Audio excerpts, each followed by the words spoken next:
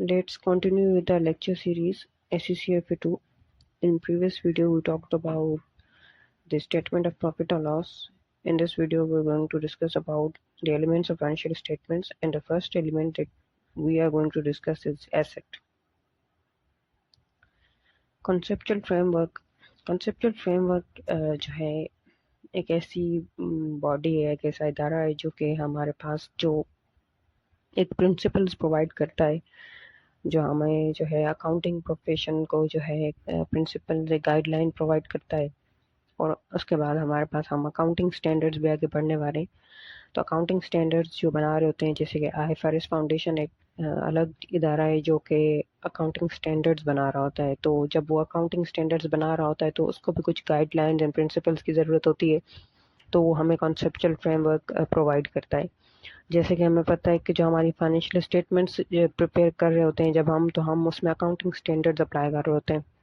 तो accounting standards जो बने हुए होते हैं वो कॉन्सेप्चुअल फ्रेमवर्क की हेल्प से बने हुए होते हैं, और गाइडलाइंस और प्रिंसिपल्स जो कॉन्सेप्चुअल फ्रेमवर्क हमें प्रोवाइड करता है उसको फॉलो करते हुए अकाउंटिंग स्टैंडर्ड्स बने हुए होते हैं। बट इन केस अगर कोई ऐसी ट्रांजेक्शन है जिसमें हमें हमारे पास अकाउंटिंग स्टैंडर्ड्स नहीं है, कोई भी अकाउंटिंग स्टैंडर्ड ऐसा नहीं है कि जो उस ट्रांजेक्शन को कवर करता हो, तो उस केस में भी जो है कॉन्सेप्चुअल फ्रेमवर्क की हेल्प ली जा सकती है during preparation of financial statements. तो कॉन्सेप्चुअल फ्रेमवर्क एसेट को कैसे डिफाइन करता है, तो हम वो देखते हैं। The conceptual framework defines an asset as a present economic resource. Present economic resource का मतलब है कि हमारे पास वो एसेट प्रेजेंट सिचुएशन में हमारे पास हमारे बिजनेस में मौजूद है। अगर वो प्रेजेंट सिचुएशन में एसेट बिजनेस में मौजूद नहीं है, अगर हम ये सोच रहे हैं कि हम कल एसेट परचेज करेंगे और वो कल हमारे प्रेमिसेस में एंटर हो जाएगा, तो हम क्या करते हैं कि हम एसेट को आज ही रिकॉर्ड कर देते हैं। तो ऐसा नहीं हो सकता। प्रेजेंट इकोनॉमिक रिसोर्स का मतलब है कि हमारे बिजनेस में अभी वो मौजूद हो। प्रेजेंट इकोनॉमिक रिसोर्स जो होता है वो ऐसी चीज़ होती है जो कि हमें प्रॉफिट जनरेट करने में हेल्प करती है। इकोनॉमिक रिसोर्स हमें प्रॉफिट जनरेट करने में या फिर हमारे एक्सपेंसेस को कम करने में हेल्प करती है।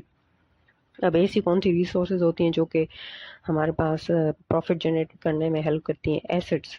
Assets are biggest example of the economic resource, क्योंकि वो हमें जो है प्रॉफिट जनरेट करने में हेल्प करते हैं। जैसे अगर कोई एसेट नहीं होता, कोई मशीनरी नहीं होती, तो हम अपने जो प्रोडक्ट्स हैं वो बना ही नहीं पाएंगे एंड देन सेल ही नहीं कर पाएंगे। बिल्डिंग एक एसेट है। हमारे पास बिल्डिंग नहीं होती तो हम ऑपरेशंस कंटिन्यू नहीं कर सकते अपने बिजनेस के, तो हम प्रॉफिट्स इवेंचुअली जो है जनरेट नहीं कर सकते। इसी तरीके से इकोनॉमिक रिसोर्स उस चीज़ को बोलते हैं जो कि हमें प्रॉफिट जनरेट करने में हेल्प करे। इस वजह से जो एसेट्स होते हैं वो हमारे इकोनॉमिक रिसोर्स कहलाते हैं।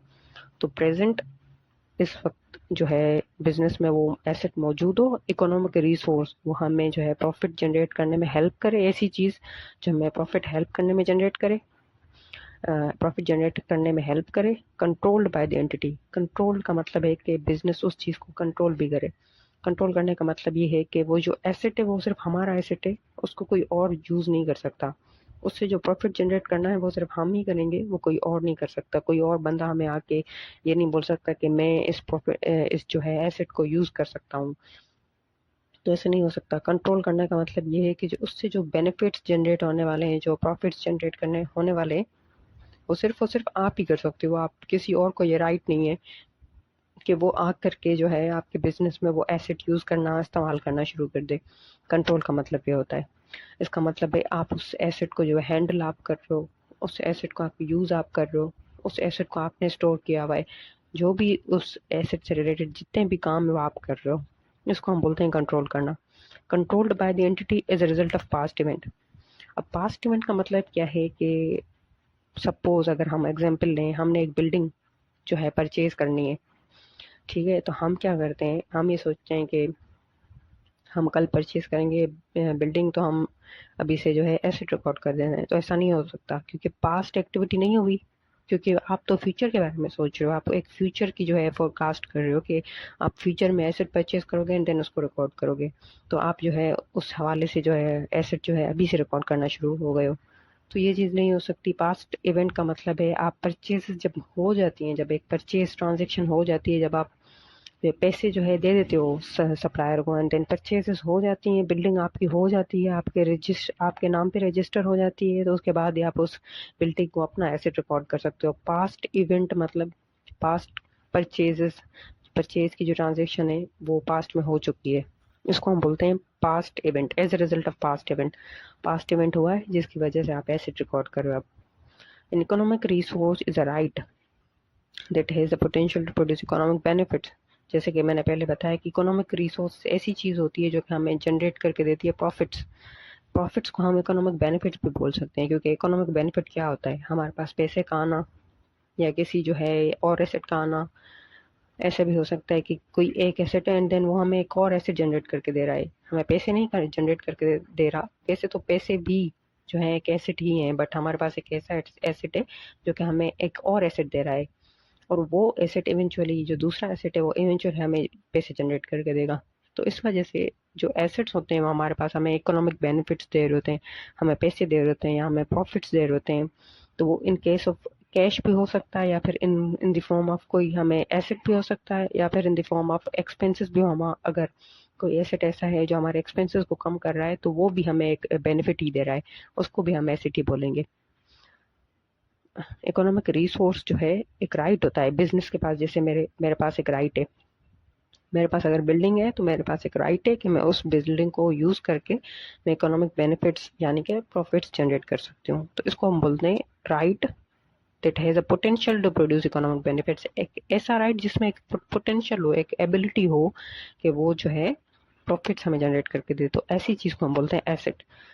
तो अगर हम the conceptual framework defines an asset as a present economic resource controlled by the entity as a result of past event. Economic resource is a right that has a potential to produce economic benefits.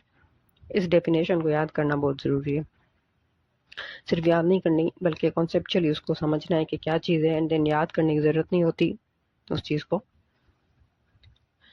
N asset is something a business owns का मतलब है business उस चीज़ को control करे। Asset वो चीज़ होती है जो मैं ओन करूँ। अगर मैं सपोज करती हूँ मेरे पास एक गाड़ी है तो मैं क्या बोलूँगी, I own this car. Own का मतलब है वो मेरी चीज़ है, ओन करना। Resource controlled means that no one other than the entity can control the benefits from the asset.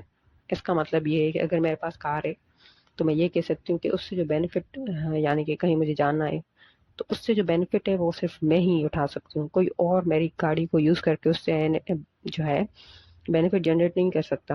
हाँ, अगर मैं किसी को परमिशन देती हूँ तो देन वो कर सकता है, बट नॉर्मल सिचुएशन में वो कोई भी मेरी गाड़ी को यूज़ नहीं कर सकता एंड देन उससे इकोनॉमिक बेनिफिट्स जनरेट नहीं कर सकता। फॉर एग्जांपल इन्वेंट्रीज हमारी एसेट है, और वो क्यों है हम इस चीज़ को लिंक करते हैं। अब कॉन्सेप्चुअल फ्रेमवर्क की जो डेफिनेशन है उससे लिंक करेंगे। दीज आर द गुड्स, यहाँ पे these are the goods held for sale. ये ऐसे गुड्स हैं, ये ऐसी इन्वेंट्री है जो कि फॉर सेल हमने रखी हुई है, जो कि जिनको हम इन फ्यूचर सेल करने वाले हैं। The business exercises controls in organizing holding and selling the goods. Business control अपना कैसे उस पर एक्सरसाइज करती है, क्योंकि वो उसको ऑर्गेनाइज करती है, उसको होल्ड करती है एंड देन उसको सेल करती है। ये सारी चीज़ें जो है बिजनेस कर रहा होता है, ये सारे काम बिजनेस कर रहा होता है, इसलिए हम कहते हैं कि जो बिजनेस है कंट्रोल कर रहा है इन्वेंट्री को। Therefore inventories are considered assets of the business. इसीलिए हम जो इन्वेंट्री है हम उसको एसेट्स बोलते हैं। An employee can never be an asset for the business because an employee can leave anytime even if there is a contract. So therefore a business does not control an employee. अगर हम employ की बात करें तो एक बंदा जो employ है वो हम कंट्रोल नहीं कर सकते उसको, क्योंकि वो किसी भी वक्त हमें छोड़ के जा सकता है, किसी भी वक्त वो जो है रिजाइन कर सकता है। इवन तो हमने उसके साथ एक कॉन्ट्रैक्ट किया हुआ है कि आप 2 साल या 3 साल में जो है आप रिजाइन नहीं करोगे, बट वो एक इंसान है वो कर सकता है रिजाइन। उसमें कोई बड़ी बात नहीं होती। लोग जो है रिजाइन करते हैं किसी भी रीज़न की वजह से, हेल्थ रीज़न की वजह से, या उसको कोई और कंपनी ज्वाइन करनी है। तो इस केस में क्या हुआ कि हम उस एम्प्लॉय को कंट्रोल नहीं कर रहे। हम अगर कंट्रोल कर रहे होते तो हम उसको, हमारे पास ये हमारे पास पावर होती कि हम उसको कहीं और नहीं जाने देते। इस वजह से एम्प्लॉय जो है हम उसको कंट्रोल नहीं कर रहे। ये जो कॉन्सेप्चुअल फ्रेमवर्क की जो एसेट्स की डेफिनेशन है उसमें जो कंट्रोल का वर्ड आता है, हर एक वर्ड इंपॉर्टेंट होता है। Present economic resource controlled by the entity as a result of past event. ये जो controlled past event, present economic resource, ये सारे वर्ड इंपॉर्टेंट होते हैं। अगर कोई ऐसा एसेट है जो इन तीनों में से किसी एक भी कंडीशन को मीट नहीं कर रहा, देन वो एसेट नहीं है, हम उसको रिकॉर्ड नहीं कर सकते एज एन एसेट। अब एम्प्लॉयज की बात करें तो वो एसेट क्यों नहीं है, क्योंकि वो जो डेफिनेशन की जो कंट्रोल का वर्ड है उसको मीट नहीं कर रहा। हम एम्प्लॉय को कंट्रोल नहीं कर सकते। Although some companies refer to their employees as an asset, but employees does not fulfill the definition provided by the conceptual framework. कुछ कंपनीज ऐसी होती हैं जो बोलती हैं कि ऐसे एम्प्लॉयज जो हैं हमारे एसेट हैं, बट अगर हम डेफिनेशन को देखें जो कॉन्सेप्चुअल फ्रेमवर्क हमें प्रोवाइड करता है, तो employee can never be an asset, क्योंकि वो हम उसको कंट्रोल ही नहीं कर सकते, और कंट्रोल करना बहुत ज़रूरी है। कंट्रोल करेंगे तभी हम उसको एसेट रिकॉर्ड कर सकते हैं। There must be a past event that resulted in asset. Past event का होना बहुत ज़रूरी है, जैसे कि मैंने बोला कि परचेज ट्रांजेक्शन हो जाती है उसके बाद ही हम एसेट रिकॉर्ड करते हैं। This means that an asset are recorded only when the event to control the asset took place in the past. जो एसेट को कंट्रोल करने का जो इवेंट है, वो जो परचेजेज हैं वो पास्ट में हो चुकी हैं, उसके बाद ही एसेट रिकॉर्ड हो सकता है। For example, a building will be recorded as an asset only when the purchase transaction take place. Building को हम एज एन एसेट तभी रिकॉर्ड करेंगे जो जब हम उसको परचेज कर लेंगे, वो ट्रांजेक्शन हो जाएगी उसके बाद। An asset can not be recorded based on future intention to purchase the asset. अगर हमारी कोई फ्यूचर इंटेंशन है कि हम एसेट को परचेज करेंगे, उस बेसिस पे आप रिकॉर्ड नहीं कर सकते एसेट। रिकॉर्ड तभी करोगे जब आप उस चीज़ की परचेज कर लेते हो, जब ट्रांजेक्शन हो जाती है, हर चीज़ फाइनलाइज हो जाती है, तब आप जब उस एसेट को यूज़ करना शुरू कर देते हो, देन आप उसको एसेट को जो है रिकॉर्ड करते हो अपने बुक्स में। Potential to produce economic benefits means that the asset has the ability to generate the profit or returns in the form of money or reducing an expense. Potential to produce economic benefits. Economic benefits जैसे मैंने पहले भी discuss किया, हम profit को बोलते हैं या फिर मनी जो कैश होता है उसको बोलते हैं। तो जो है एसेट उसमें एक पोटेंशियल होता है कि वो जो है हमें इकोनॉमिक बेनिफिट्स जो है जनरेट करके दे सके। उसके पास ये एबिलिटी है टू जनरेट द प्रॉफिट्स और returns in the form of money और रिड्यूसिंग एन एक्सपेंस। क्योंकि एक एक्सपेंस को अगर कोई एसेट रिड्यूस कर रहा है तो वो भी हमारे पास एक रिटर्न है, एक जो है इकोनॉमिक बेनिफिट है।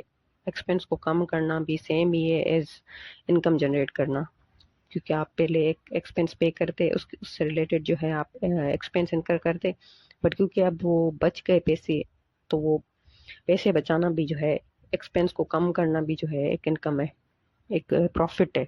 तो वो एसेट जो हमें एक्सपेंस कम करके दे रहा हो तो उसको भी हम एसेट ही बोलेंगे।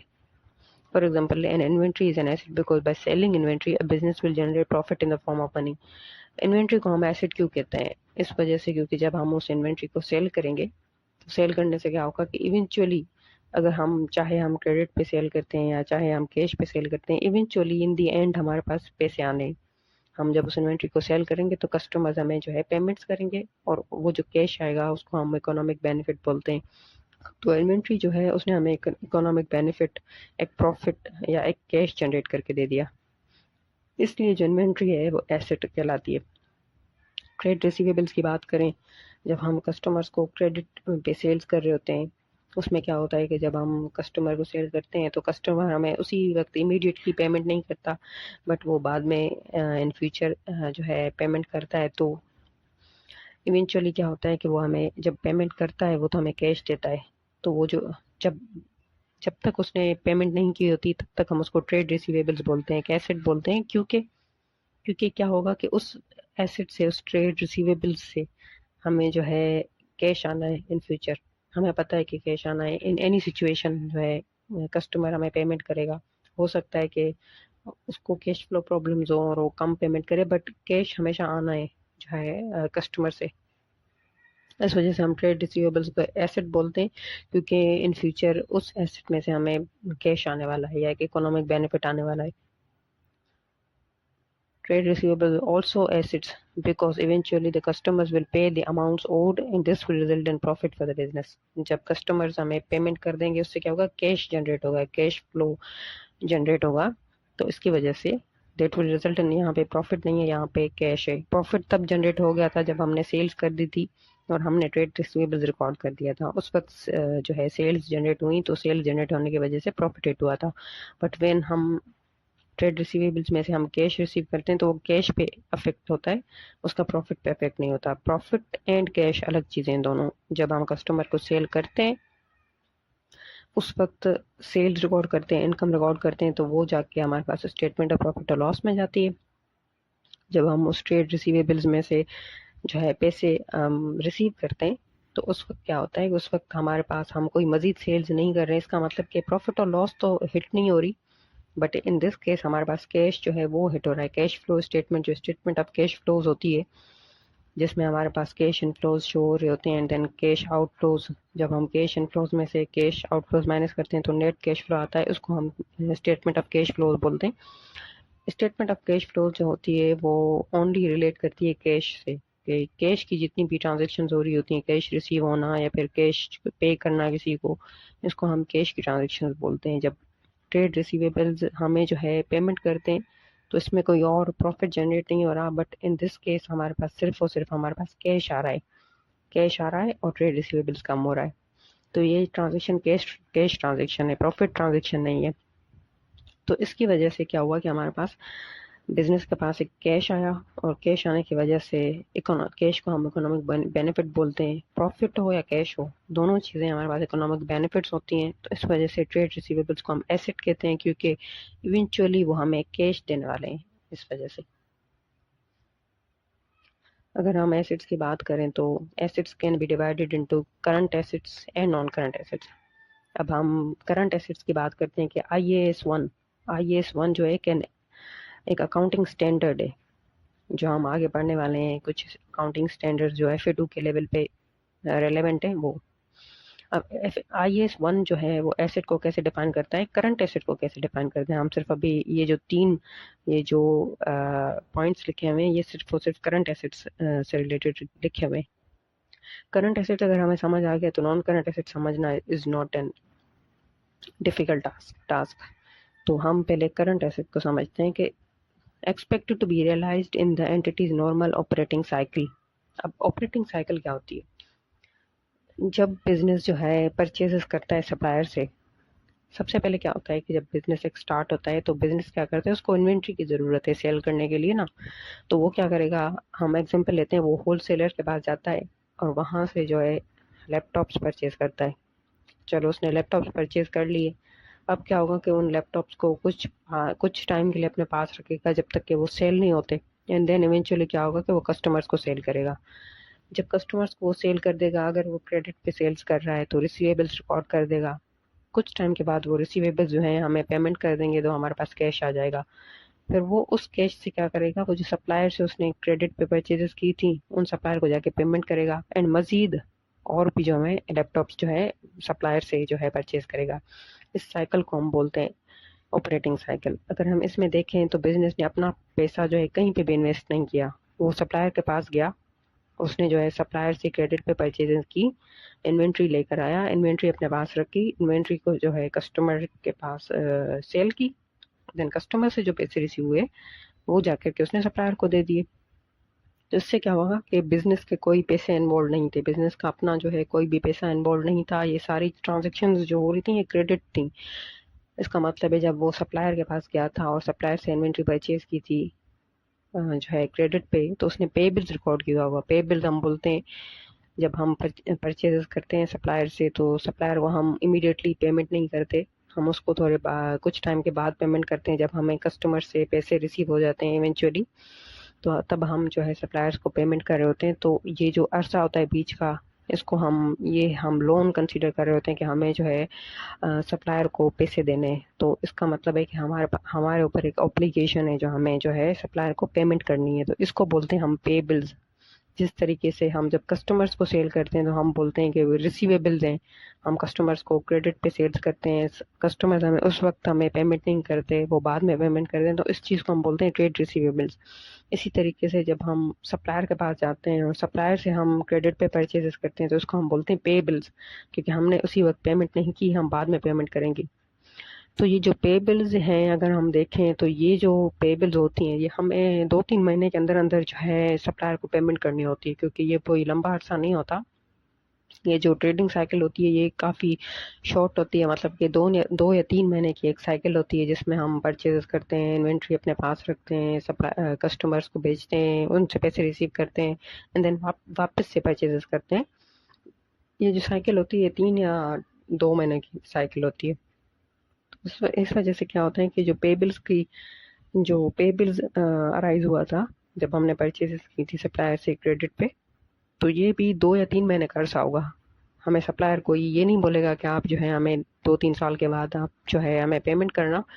सप्लायर हमें 2 या 3 महीने का वक्त देता है कि आप इतने टाइम पे हमें पेमेंट कर देना। तो इस वजह से ये जो पे बिल्स हैं वो हमारे पास क्या हो गए, एक करंट लाइबिलिटी हो गई। करंट एसेट नहीं है, करंट लाइबिलिटी है। अब यहाँ पे हम क्योंकि एसेट्स की बात कर रहे हैं, तो अगर हम एसेट सोचें इस साइकिल में, जो है एसेट कौन सा है? एसेट जो है हमारे पास इन्वेंट्री है। क्यों? क्योंकि जब हमने सप्लायर से इन्वेंट्री परचेज की, उसको हमने शॉर्ट टाइम के लिए 1 या 2 महीने के लिए अपने पास रखा एंड देन कस्टमर्स को सेल कर दिया, तो इन्वेंट्री जल्दी जो है ख़त्म हो गई। मतलब कि जल्दी जो है हम उसको यूटिलाइज कर लिया, हमने उसको जल्दी उसको यूज़ कर लिया, जल्दी हमने उसको सेल कर दिया। इस वजह से इन्वेंट्री जो है एक एसेट है, बट वो करंट एसेट है। रिसीवेबल्स की बात करें, जब हम कस्टमर्स को अपनी इन्वेंट्री सेल करते हैं तो रिसीवेबल्स में हमें कुछ टाइम के बाद पेमेंट करते हैं, तो ये जो अरसा होता है ये भी शॉर्ट पीरियड होता है, मतलब कि 2 या 3 महीने का पीरियड होता है। तो इसको भी हम इस वजह से रिसीवेबल्स को जो है हम करंट एसेट्स बोलते हैं। मतलब वो एसेट्स जो कि नॉर्मल ऑपरेटिंग साइकिल में आ जाते हैं, वो एसेट्स जो हैं वो हमारे पास करंट एसेट्स होते हैं। And with in 12 months after the reporting period, मतलब जिस रिपोर्टिंग पीरियड में आप रिपोर्ट कर रहे हो, जैसे कि अभी मैं 31 दिसंबर 2025 को मैं फाइनेंशियल स्टेटमेंट्स प्रिपेयर कर रही हूँ, तो मैं वो एसेट्स जो मैं अगले 12 महीने के अंदर अंदर मतलब के यूज़ करने वाली हूँ उनको, या फिर उनको सेल करने वाली हूँ, तो वो एसेट्स मैं कहलाऊंगी कि ये मेरे करंट एसेट्स हैं।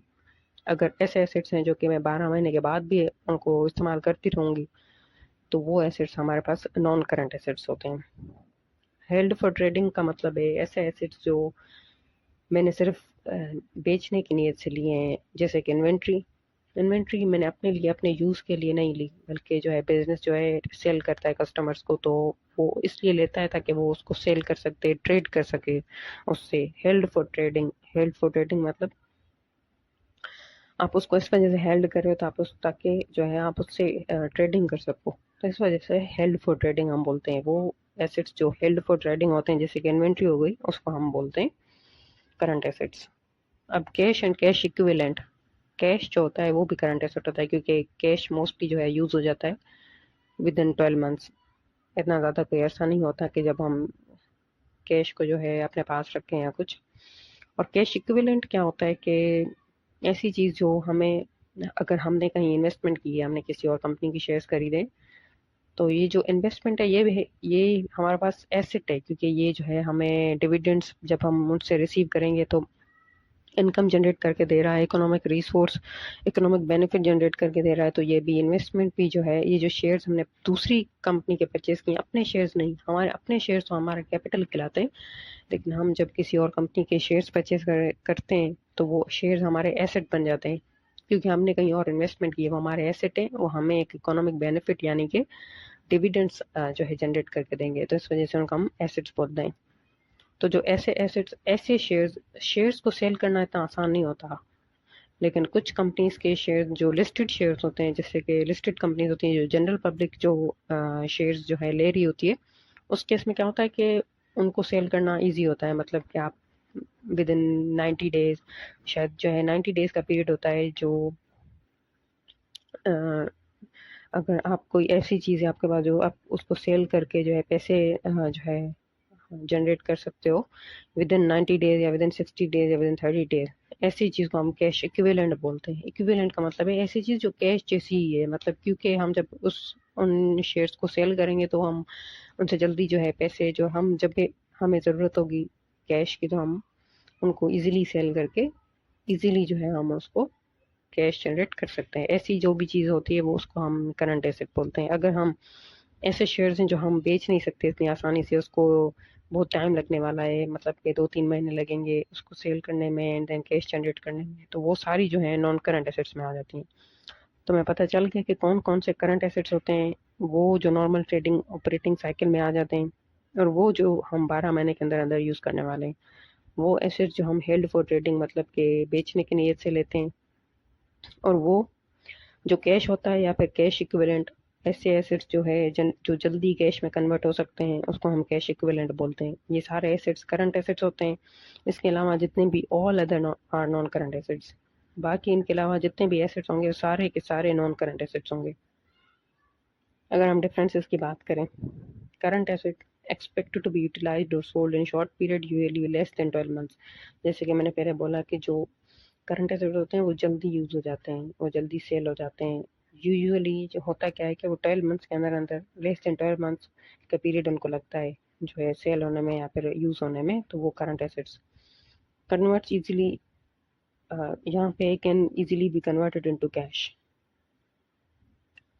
वो एसेट जो कि कैश में जल्दी कन्वर्ट हो सकते हैं उसको हम करंट एसेट्स बोलते हैं। अगर हम एग्जाम्पल्स की बात करें तो inventory, trade receivables, cash and bank, ये सारे current assets. Non current assets की बात करें, एक्सपेक्टेड टू बी यूज्ड और sold by the business over several years, ऐसे एसेट्स जो बिजनेस जो है यूज करता रहेगा और जो है काफ़ी साल उसको यूज करेगा और जो है एंड देन 2-3 साल यूज करने के बाद उसको सेल करेगा, वो सारे एसेट्स नॉन करंट एसेट्स हैं। Can not be easily converted into cash, ये ऐसे एसेट्स होते हैं जिनको इजीली सेल करके पैसे नहीं जनरेट किए जा सकते, उनको थोड़ा टाइम लगेगा। अगर हम नियत भी करते हैं कि जो है हम इस एसेट को सेल करते हैं तो वो उसको कुछ 2-3 महीने लग जाएंगे सेल होने में। ऐसे एसेट्स जो होते हैं नॉन करंट एसेट्स होते हैं। अगर नॉन करंट एसेट्स के एग्जांपल्स की बात करें, buildings, vehicles vehicles and equipment and machinery, जो बिजनेस यूज कर रही होती है वो सारे इक्विपमेंट जैसे कंप्यूटर्स हो गए, मशीनरी में कोई भी मशीन जो बिजनेस प्रोडक्शन में यूज कर रही है, बिल्डिंग, व्हीकल्स जो बिजनेस के पास गाड़ियां हैं, वो सब जो है नॉन करंट एसेट्स हैं। So that's it for today.